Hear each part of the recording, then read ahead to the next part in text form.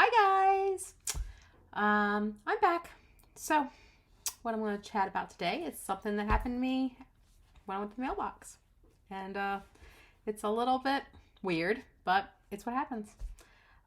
You seriously get some PTSD from everything that you've gone through. And you don't realize it till something happens. And today I've had a great day. I've been out with my mother-in-law. I did some shopping. I went to lunch. I did some planning for our trip that's coming up. Brain's been great, right? Then I go to the mail, and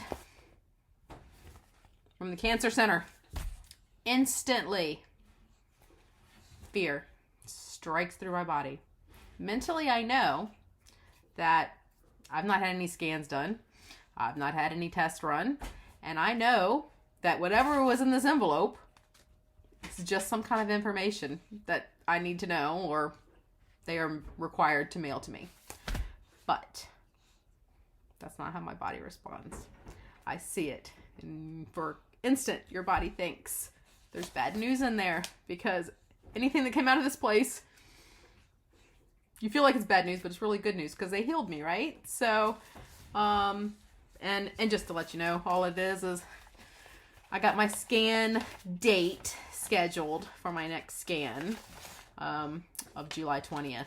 So, it just puts everything back into reality that, chick, your life is not back normal. And as much as I try to make it be, this kind of stuff gets slapped in my face, and I get scared. And same thing happened the other day. I had a phone call from my doctor's office, and as soon as I see her name scroll across my screen, my heart stops. Once again, mentally I know I've not done anything to have any kind of bad news come at me yet. And nothing else bad is going to happen. I'm putting out there in the universe that I am cancer-free and staying cancer-free. But this is about the mind. Like I said, from the very beginning, this whole thing is just a mind game that is cruel, right?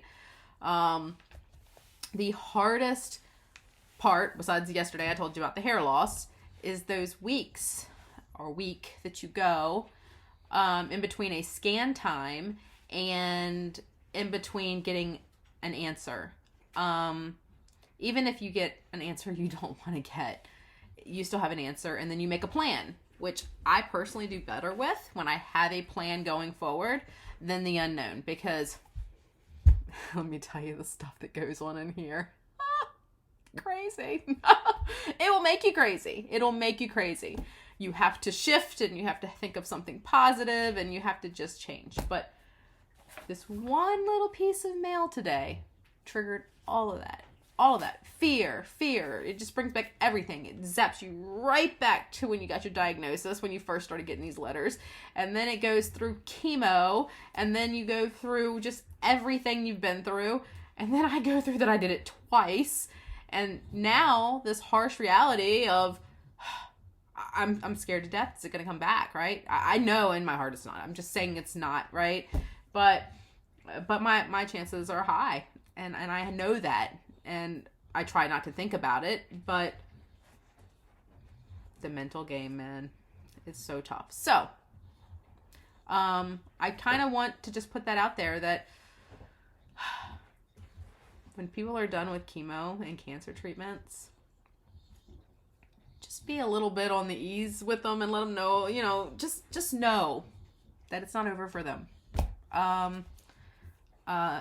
They're still going through it. And they're going to go through it for a long time. It takes a lot to get to the other side.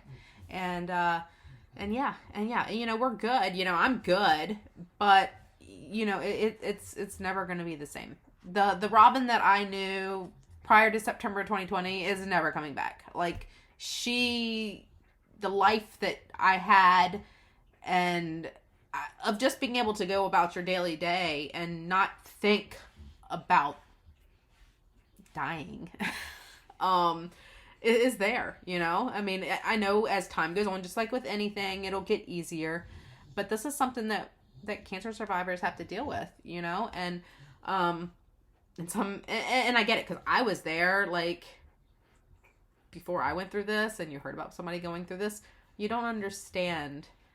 You don't understand, you know? And it's okay you don't understand. And I tell everybody that I know and love and talk to that I hope you never understand, because to completely understand, you have to have gone through it. And I don't wish this on my worst enemy, you know? So, anyway. But, staying positive. And I do my silver lining of the day every day on my highlights and in my stories. And today's was my friends. I've talked to a few of my friends today. And, you know, just knowing they're there, you know? Just know that even if you don't talk about the issue that's going on within anybody's life, when you reach out to somebody, it means a lot. It means a lot. So, just talking to them. Just talk to them normal. Don't even have to talk about the problem. Just be there.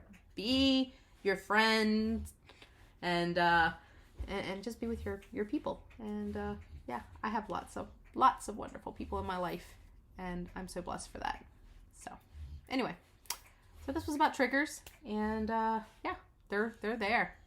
And like I said, I know I get like a little emotional, and I apologize for that, but this is a little bit of a journaling for me and a little bit of information for you. And I just want everybody to know I'm being raw and honest. Told you at the beginning, that's how it's going to be. You never know what's going to come out of my mouth next. So anyway, have a great day, and thank you for being here. See you tomorrow.